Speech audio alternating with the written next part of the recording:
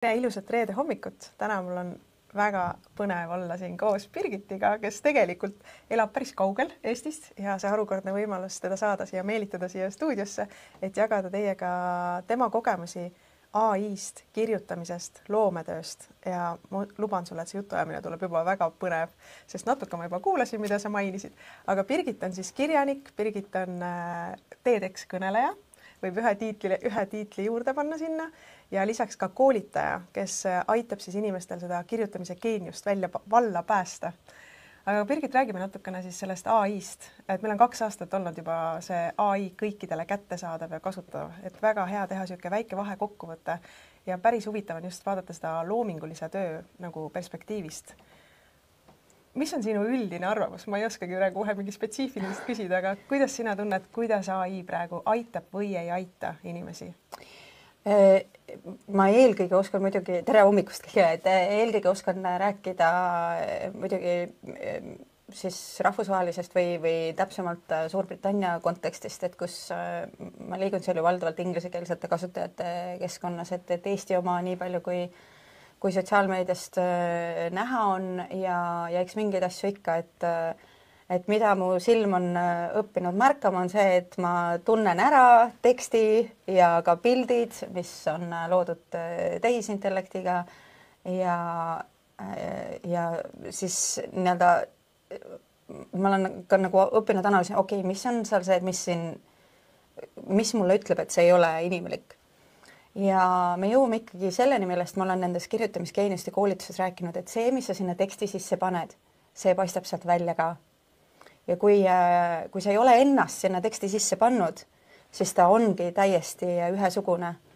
Aga mis on ettevõtjana tohutult oluline, on eristuda selleks, et me jääksime silma. Et ma toon ühe näite eelmise aasta siis Euroopa chatboti ja AI konverentsilt, kuhu ma lähen märtsis jälle tegema 60-minutilist töötuba loovusest, lugude jutustamisest, kirjutamisest.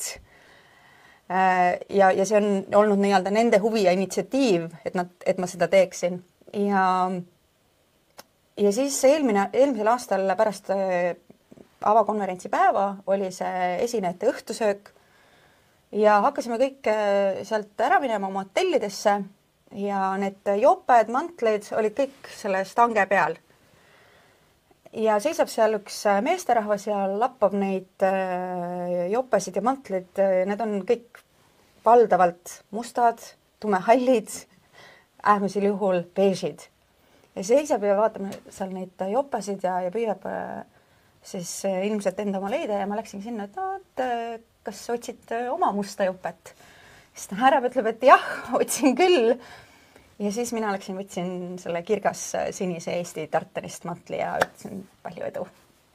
Et samamoodi on ju ettevõtjana, et kui me oleme nii-öelda see Eesti tartanist mantel ettevõtjana, kui meie sotsiaalmeedia, kui meie tekstid koduleheküljel, ka e-kirjad, ka uudiskirjad eristuvad selle poolest, et meie isikupära on seal sees, siis on ju ka kliendil lihtsam aru saada, kes me sellised oleme, kes on see inimene selle brändi taga ja mida väiksem on ettevõtja, seda olulisem on see inimene selle brändi taga, et nii nagu veebikool seostub kõigile Marika Juusuga, see on nagu selge, et siis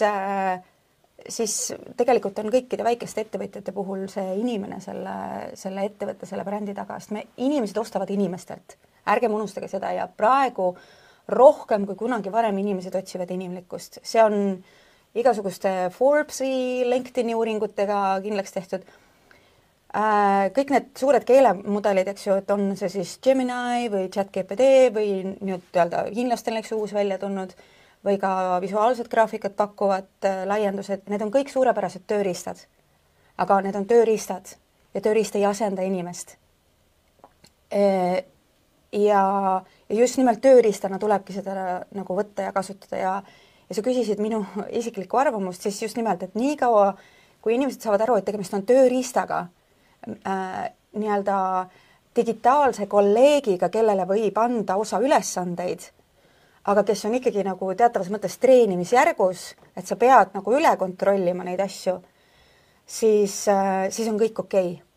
Aga kui sa lased sellel tööriistal või digitaalsel kolleegil hakata oma ettevõtet juhtima, siis võivad asjad minna väga-väga rappa.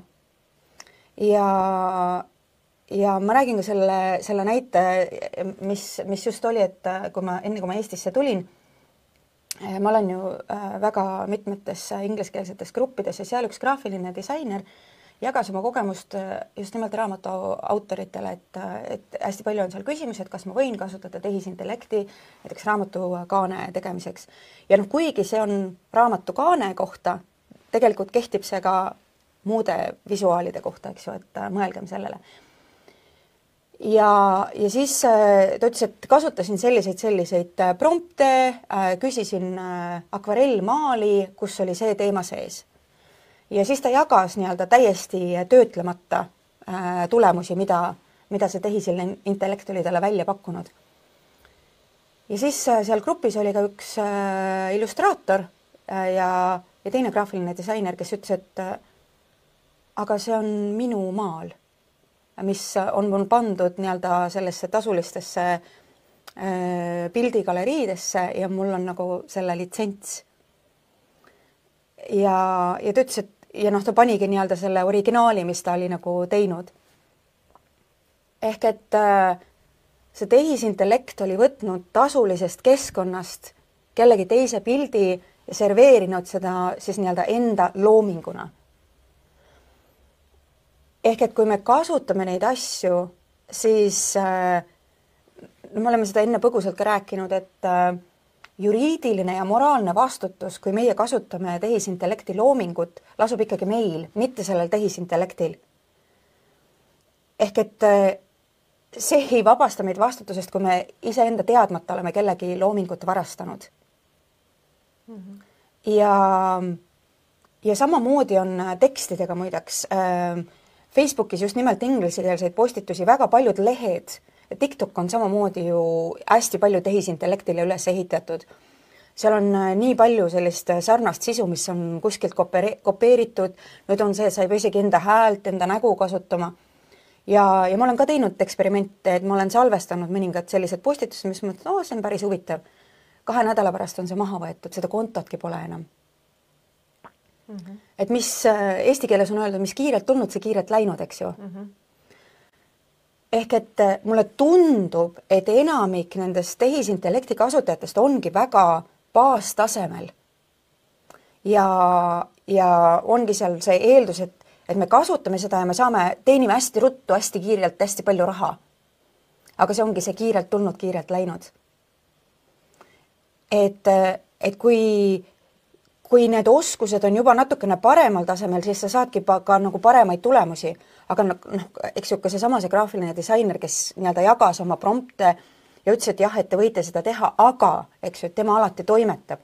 Ja seal oli veel, et elektripostil oli liiga palju juhtmeid ja need juhtmed ei läinud nende nagu sakkidega kokku ja seal oli mingid, et alati peab nagu toimetama. Et saab nagu kasutada. Et küsimus ei ole selles, et ei saa ega ei või, aga et kuklas peab olema alati see teadmine, et moraalne ja juriidiline vastutus selle eest, mis ma sellega teen ja kuidas ma seda serveerin, lasub minul kui kasutajal, kui postitajal.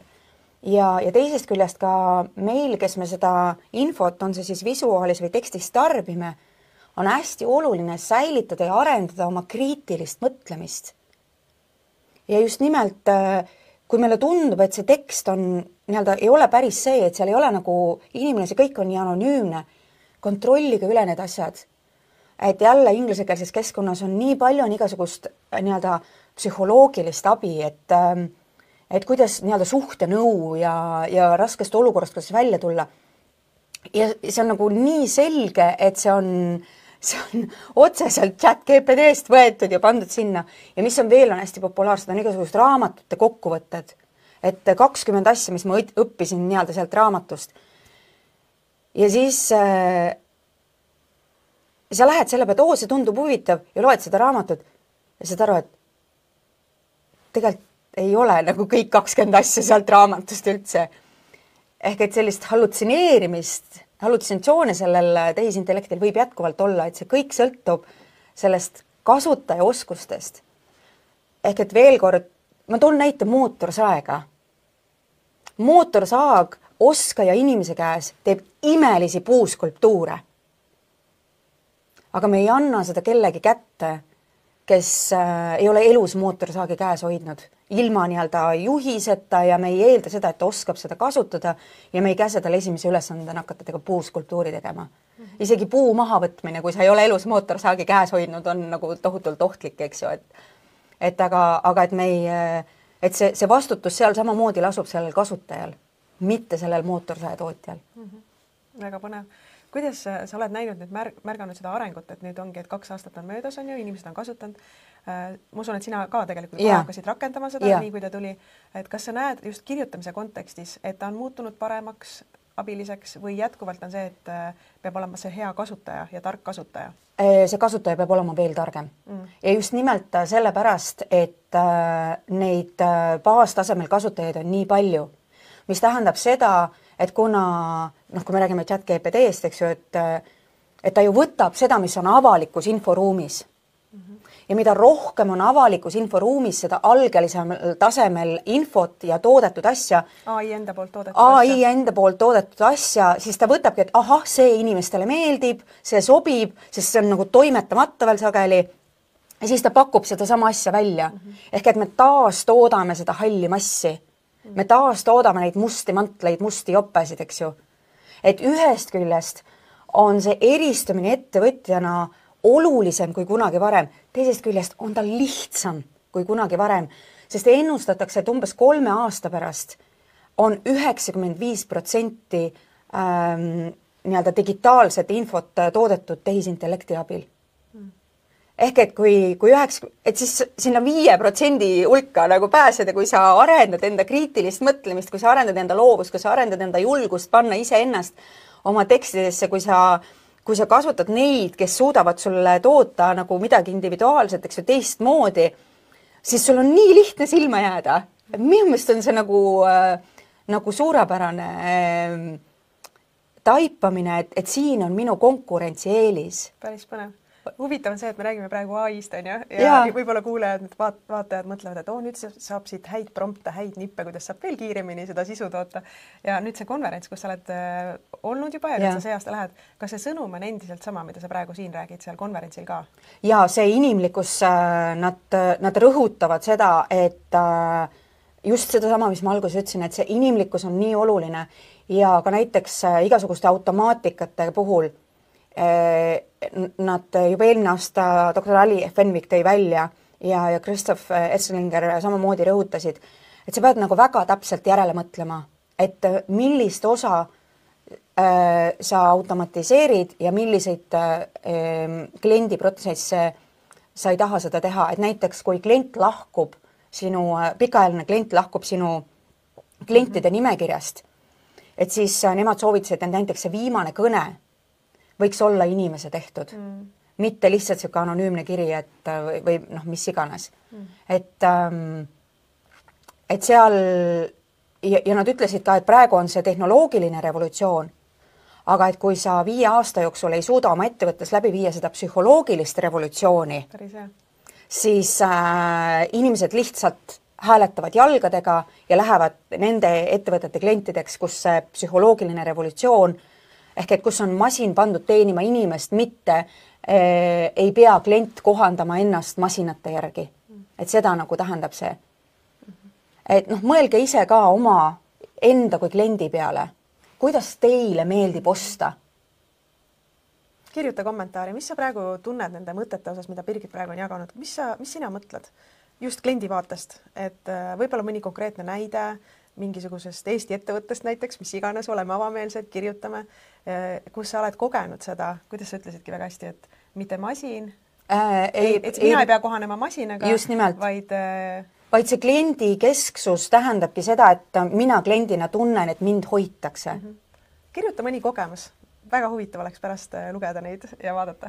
Et kui, ega mul on ju ka automaatikat paika pandud ja mõtlegi just, milliseid asju mulle kui kliendile meeldib teha niiviisi, et see protsess on nii-öelda automaatne, no võtame lihtsalt asjad e-poest ostmine, eks ju, et kuivõrd palju kiirem mulle kui kliendile on see, et kui ma ei pea vahetama kirju selle inimesega, et kui seal on nii-öelda automaatika taga või samamoodi uudiskirjaga liitumine, eks ju, et on absoluutselt on kohti, kus need automaatikad on aja ja asjakohased, aga kindlasti on mingisuguseid protsesse, kus ma tegelikult tahaksin inimesega rääkida, kus ma ei tea, kas see, mida ma osta tahan, on päriselt mulle, aga see on näiteks piisavalt kallis. Ja ma ei ole päris kindel, et kas see koolitus on mulle. Et siis, kas seal maandumislehel on võimalus mul esitada küsimusi, et ma saan aru, et see ikkagi on mulle. Ja kas seal ettevõttel on ka nii-öelda sellist eks ju, et inimene, kes siis on valmis vastama nendele küsimustele, tegema selle 15 minutit kõne ja veenduma, et jah, et see on midagi, mis mind aitab. Väga põnev. Kuidas sina isiklikult kasutad praegu AI-d? Nagu täitsa kohe niimoodi praktiliselt hommikul ärkad üles, hakkad tööd tegema, kuidas sa kasutad? Ma igapäevaselt ei kasuta, aga ma kasutan teda just nimelt mõtete põrgatamiseks. Mitte niiviisi, et anna mulle 10 ideed. Siis tuleb sealt igasugust jama. Aga kui mul on, ma kasutasin ka näiteks oma selle TEDx kõne juures. Mul oli mustand oli valmis. Ja selles mõtlesid puhtalt ise? Ja see on, sest tema ei tea ju minu lugu. Et ta ei tea seda lugu, ta ei tea seda, aga mul oli see mustand oli valmis ja siis ma ütlesin, et võta see aluseks, mida sa tead väga headest TEDx kõnedest, mis on, eks ju, mis on inimesi kõnetanud, mis on saanud laia leviku, võta see aluseks, mis sa tead, siis võta aluseks, et selle kõne pikkus on umbes nii ja nii palju, ehk et sõnade arv peab jääma vahemikku seda, too välja nii-öelda tugevused, too välja kohad, mida saaks parandada ja mul on vaja nii-öelda osasid kokku nagu lühendada. Et näita mulle ka need ära kohad, kus ma saan nagu lühendada ja siis veel, eks ju, et hoia alles see minu nii-öelda see stiil. Ja siis veel, et see peab olema, eks ju, et Suurbritannia inglise keeles. Et ühesõnaga see prompt oli nagu korralik ja siis ta tõi välja neid asju seal, et mis olid nagu tugevused, ehk mida nagu mitte torkida. Et ka see, eks ju. Ja siis ta tõi nagu välja, et kuidas, mis minul oli umbes pool lehekülge, selle ta tegi umbes siis 7 lauset, siis ma ütlesin, yes. Et nagu natukene nagu digitaalne toimetaja, aga et ma jälle ei võtnud sealt nagu üks ühele, vaid et ma vastasin, et ei, et see on nagu liiga, see ei ole üldse minu moodi ja nüüd kuigi ma ütlesin, et hoia minu toon alles, aga et siis ma sain sealt nagu mudida seda lühemaks, et kuidas panna, et niiviisi, et ta oleks ladus, aga et ma sain ka nagu kokku võtta selle asja. Et niiviisi olen kasutanud teinekord, kui on mingit pealkirja vaja, ma pealkirja neid vahendeid kasutasin ka juba 5 aastat tagasi, lihtsalt olid siis headliner ja co-schedule ja sellised asjad, et kus sai neid pealkirju panna ja seal ta isegi näitas sulle ära, et oli, sa said ise seda pealkirja mudida, co-schedule oligi, et kui pealkiri oli vähemalt 75%, et siis oli nagu väga hea pealkiri ja seal oli see, et kasuta seda sõna või see ei ole piisavalt või see on nagu liiga ära kasutatud sõna.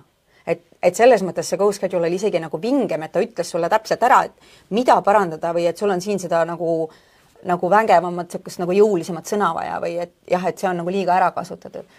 Et nii-öelda pealkirjade selle jaoks, et aga ma ei ole kunagi saanud päris nii-öelda üks-ühel sealt seda, mida nagu pealkirja võtta, et olen alati nagu võtnud kombo nendest erinevatest pealkirjadest.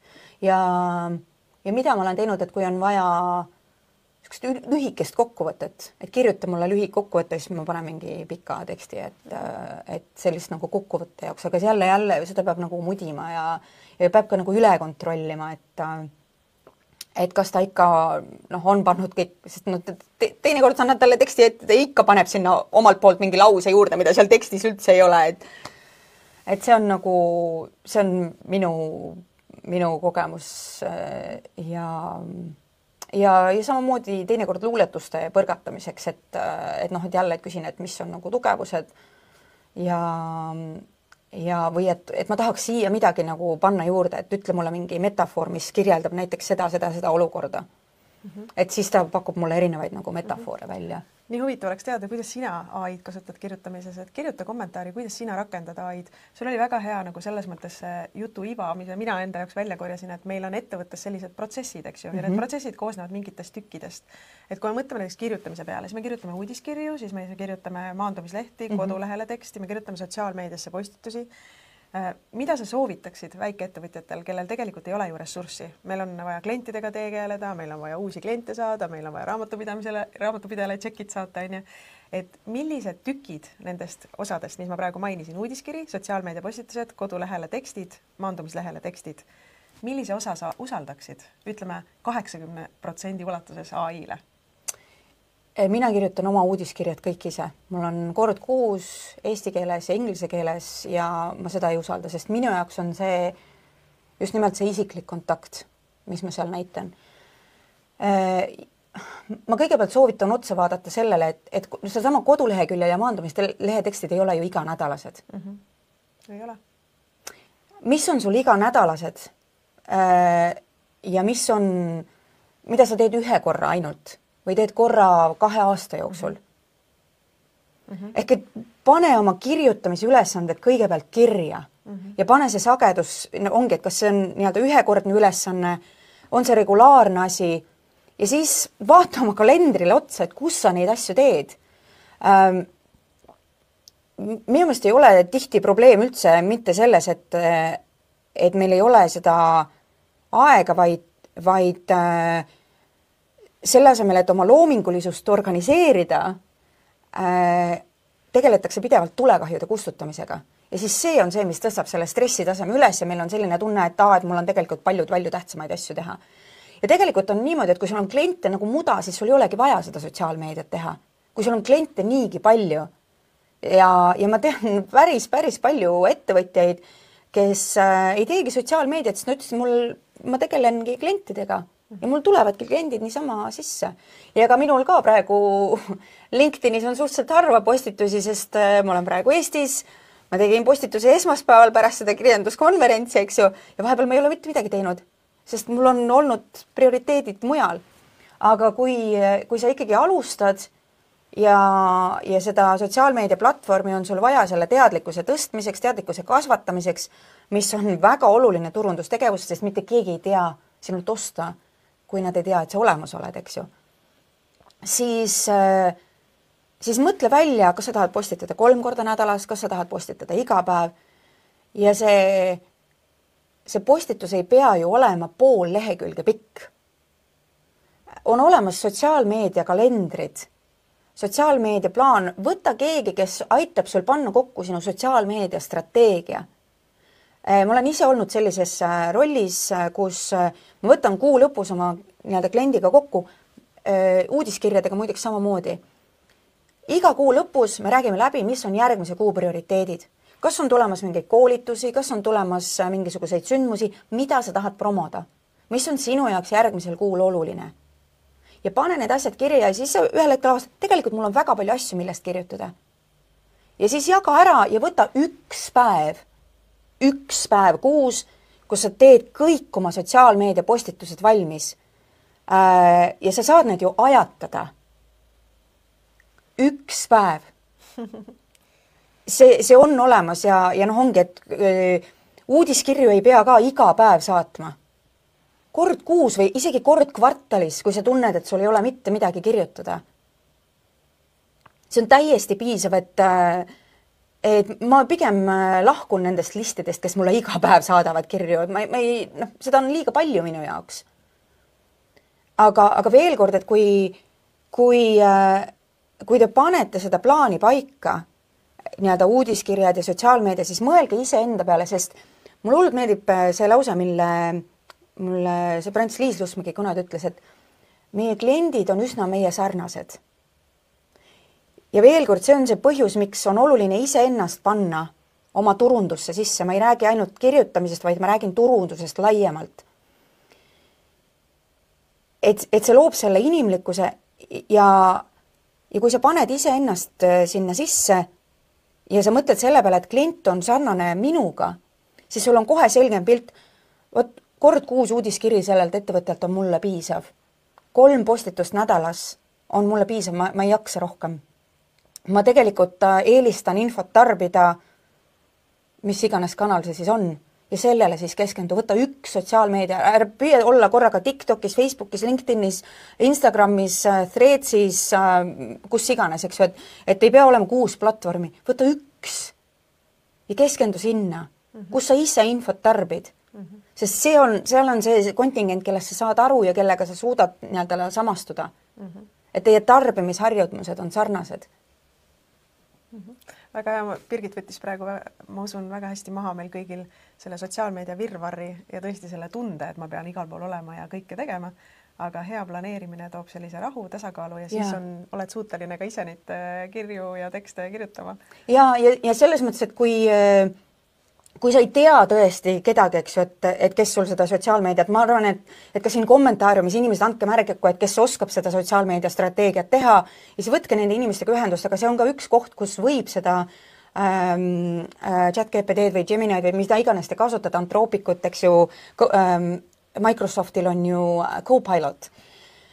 Et nii-öelda selle strateegia jaoks, et panna sisse ja lasta tal katsetada. Aga veel kord suhtuge kriitiliselt sellesse, mis ta pakub. Ja kui teile ikka tundub, et see ei tundu mulle õige, see ei tundu minu moodi, siis võtke sealt see, mis tundub õige. Et seal ei ole ju see, et ChatGPT mulle tegi selle, see on nagu ülivinge, sellepärast, et kõik räägivad seda, et kasuta seda strateegia tegemiseks. Et sina oled ju boss, sina oled ettevõtte omanik, sina oled oma ülemus. Lõplik otsuse saad sina teha. Juhi ise oma ettevõtet. Ja väga hea. Tõmbamegi otsad praeguseks kokku. Minu meelest oli väga huvitav vestlemine ja kui sina soovid saada inimlikke kirju, siis sa võid panna Google'isse Birgit Itse ja sulle tuleb vastu tema koduleht, liituda tema uudiskirjaga ja siis sa vähemalt tead 100%, et sealt kirjutab sulle inimene. Aga tõesti, huvitav on olnud. Aitäh sulle, Birgit, et sa leidsid seda aega oma tegelikult väga tihedas ajaplaanis ja tõesti väga põnev on olnud. Ja kui kellelgi tekib täiendavaid küsimusi, pange kommentaariumisse, tagige ära, kirjutage mulle kodulehekülje kontaktivormi kaudu ja tõesti uudiskirjas on esimene info tulevaste koolituste kohta, ma jagan seal ka loovuse ja kirjutamise nippe sellega, mis ma ise tegelen ja on ka pildid Šotimaalt ja natukene sellist minu enda loomingut panen iga kord sisse. Ja kui juba ühe korra on sul see uudiskirja struktuur valmis, siis edasi on juba ju lihtsam. Ei pea jalgratast iga kord leiutama. Aitäh teile kõigile, aitäh Marika, et kutsusid, aitäh, et vaatasite. Mõnusat reedet, toredat nädalavahetust, kohtumiseni uuel reedel jälle.